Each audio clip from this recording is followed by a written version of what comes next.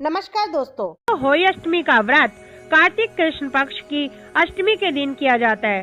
पुत्रवती महिलाओं के लिए व्रत अत्यंत महत्वपूर्ण है। माताएं होली अष्टमी के व्रत के दिन भर उपवास रखती हैं और सायंकाल तारे दिखाई देने के समय होली का पूजन किया जाता है।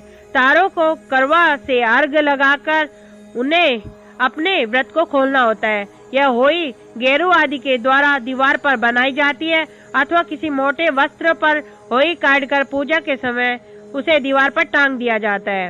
होली के चित्रांकन में ज्यादातर 8 कोष्ठक की एक पुतली बनाई जाती है। उसी के पास शाहू तथा उसके बच्चों की आकृति बना दी जाती है। करवा चौथ के ठीक 4 दिन बाद अष्टमी तिथि को देवी होली माता का व्रत किया जाता है। यह व्रत पुत्र की लंबी आयु के लिए और उसके सुखमय जीवन की कामना से पुत्रवती महिलाएं करती है। कार्तिक मास की अष्टमी तिथि को कृष्ण पक्ष में यह व्रत रखा जाता है, इसलिए इसे होली अष्टमी का नाम भी दिया जाता है। होली अष्टमी को पूजन करने के लिए जो चित्र बनाया जाता है वह उत्तर भारत के विभिन्न अंचलों में होली माता का स्वरूप वहाँ की स्थानीय परंपरा के अनुसार बनता है। संपन्न घर की महिलाएं चांदी की होली बनवाती हैं।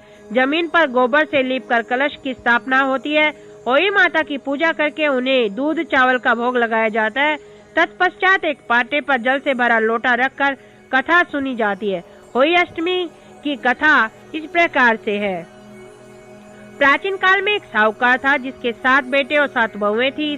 साहूकार की एक बेटी भी थी जो दीपावली के अवसर पर अपने ससुराल से मायके आई हुई थी। दीपावली पर घर को लीपने के लिए सब बहुएं मिट्टी लाने जंगल में जाती हैं।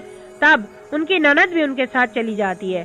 साहूकार की बेटी जहाँ मिट्टी काट रही होती है यानी कि खोद रही होती है, उस स्थान पर शाहू के अपने बच्चे के साथ रहती है। मिट्टी खोदते वक्त गलती से साहूकार की बेटी की खुरपी से उसके बच्चे को चोट लगती है और शाहू का बच्चा मर जाता है। शाहू इस पर क्रोधित होकर बोलती है कि मैं तुम्हारी कोख बांधूंगी। शाहू के वचन सुनकर साहूकार की बेटी परेशान होकर दुखी होकर अपनी भाभीयों से विनती करती है कि वह उनके बदले में अपनी कोख बंधवा ले। सबसे छोटी भाभी को अपनी ननद पर दया आ जाती है और वह ननद के बदले अपनी कोख को बंधवा लेने के लिए तैयार हो जाती है। इसके बाद छोटी भाभी के जो भी बच्चे होते हैं वो मर जाते हैं। तब वह अपने 7 पुत्रों के मरने के पश्चात अब किसी पंडित को बुलाकर पूछती है कि ऐसा क्या हो रहा है कि मेरे बच्चे जीवित नहीं रहते। तब पंडित ने उन्हें बताया कि तुम पर शाहू माता का श्राप है, इस वजह से ऐसा हो रहा है। पंडित ने सुरई गाय की सेवा करने की सलाह दी। सुरई गाय को प्रसन्न कर लेती है शाहू की बेटे की बहू और वह उसे शाहू के पास ले जाने के लिए तैयार हो जाती है। रास्ते में चलते वक्त थक जाने के कारण दोनों आराम करने के लिए अचानक एक पेड़ के पास सुरई सेवा से प्रसन्न हो जाती है उसे शाहू के पास ले जाने के लिए। रास्ते भर थक जाने के कारण दोनों आराम करने लगते हैं। अचानक साहूकार की छोटी बहू की नजर एक ओर जाती है। वह देखती है कि एक सांप गरुड़ पंखनी के बच्चे को डसने जा रहा है और वह सांप को मार देती है। इतने में गरुड़ पंखनी वहां आ जाती है और खून बिखरा हुआ देखकर उसे लगता है कि छोटी बहू ने उसके बच्चे को मार दिया। इस पर वह छोटी बहू को चोंच मारकर घायल करना शुरू कर देती है। छोटी बहू इस पर कहती है कि उसने तो उसके बच्चे की जान बचाई है। गरुड़ पंखनी इस पर खुश होती है और सुरई सहित उन्हें शाहू के पास पहुंचा देती है।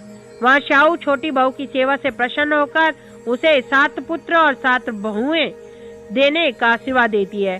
शाहू के आशीर्वाद से छोटी बहू का घर पुत्र और पुत्र वधुओं से हरा भरा हो जाता है। होली का अर्थ एक प्रकार से यह भी होता है अनहोनी को होनी बनाना, जैसे साहूकार की छोटी बहू ने कर दिखाया। होली व्रत का माध्यम जान लेने के बाद आइए अब जाने यह व्रत किस प्रकार किया जाना चाहिए। इसकी एक और भी कथा है, वो मैं अब आपको बता रही हूँ। एक कथा में साहूकार की पुत्री के द्वारा घर के लीपने के लिए मिट्टी लाते समय मिट्टी खोदते हेतु खुरपा चलाने से शाहू के बच्चे की मौत हो जाती है। इस कथा में यह शिक्षा मिलती है कि हमें कोई भी काम करने हेतु सावधानी अवश्य बरतनी चाहिए। प्यारे दोस्तों, अब मैं आपको इस व्रत की विधि बता रही हूँ। व्रत के दिन प्रातः उठकर स्नान करें, पूजा पाठ करके संकल्प करें कि पुत्र की लंबी आयु एवं सुखमय जीवन हेतु मैं होई माता का व्रत कर रही हूँ। होई माता मेरे पुत्रों को दीर्घायु, स्वस्थ एवं सुखी रखे। अनहोनी को होनी बनाने वाली माता देवी पार्वती है, इसलिए माता पार्वती की पूजा करें। होई माता की पूजा के लिए गैरू से दीवार पर होई माता का चित्र बनाएं और साथ ही शाहू और उसके 7 पुत्रों का चित्र भी बनाएं। उनके सामने चावल की कटोरी, मूली, सिंगाड़े रखें और सुबह दिया जलाकर उनके सामने कहानी सुने। कहानी कहते समय जो चावल हाथ में लिए उन्हें साड़ी या सूट के दुपट्टे में बांध ले। सुबह पूजा करते समय लोटे में पानी और उसके ऊपर करवा, जो हमने पानी भरकर रखा है वह करवा चौथ में इस्तेमाल किया होना चाहिए। इस करवे का पानी दिवाली के दिन पूरे घर में छिड़काव किया जाता है, जो कि शुभ माना जाता है। संध्या काल में इन चित्रों की पूजा करें। पके खाने में 14 पूरी और 8 पूयों यानी कि गुलगुलों का भोग होई माता को लगाया जाता है। उस दिन बाना निकाल कर और बाने में 14 पूरी या मठरी या काजू होते हैं। लोटे का पानी शाम को चावल के साथ तारों को अर्घ्य दे दीजिए और शाम को माता के सामने दिया जलाते और पूजा का सारा सामान, पूरी, मूली, सिंगाड़े, पुए, चावल और पका खाना पंडित जी को दे दीजिए। होई माता का कैलेंडर दिवाली तक लगाकर रखना चाहिए। होई पूजा में एक अन्य विधान यह भी है कि चांदी की होई बनाई जाती है, जिसे श्याऊ कहते हैं। इस श्याऊ की पूजा रोली, अक्षत, दूध व भात से की जाती है। पूजा करते वक्त इसे हम एक लाल डोरे में, जो कि नाल होनी चाहिए, उसे आप उसमें पिरोने के बाद उसे कलश के ऊपर धारण करें और फिर पूजा करते वक्त आप पूरे ध्यान से माँ से प्रार्थना करें कि हमारे घर में सुख शांति रखे। पूजा चाहे आप जिस विधि से करें, लेकिन दोनों में ही पूजा के लिए एक कलश में जल भरकर अवश्य रखें।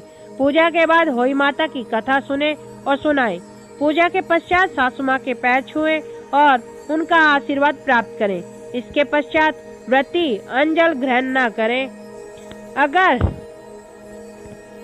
इसके पश्चात व्रती अपना व्रत खोलकर अंजल ग्रहण कर सकता है। अगर घर में कोई नया मेंबर आता है तो उसके नाम का होई माता का कैलेंडर उस साल लगाना चाहिए। यह कैलेंडर जहाँ हमेशा का होई माता का कैलेंडर लगाया जाता है उसके लेफ्ट में लगते हैं। जब बच्चा होता है तो उसी साल कुंडवारा भरा जाता है। कुंडवारे में 14 कटोरी सरिया, 1 लोटा, 1 जोड़ी कपड़े, 1 रुमाल रखते हैं। हर कटोरी में 4 बादाम और 1 छुआरा, यानी टोटल 5 चीज रखते हैं। और लोटे में 5 बादाम, 2 छुआरे और रुमाल रखकर पूजा की जाती है। यह सारा सामान ननद को दिया जाता है और उनके पांव पूजकर उनसे आशीर्वाद ग्रहण किया जाता है। उम्मीद है प्यारे दोस्तों, आप हमारे इस प्रयास से प्रसन्न हुए होंगे।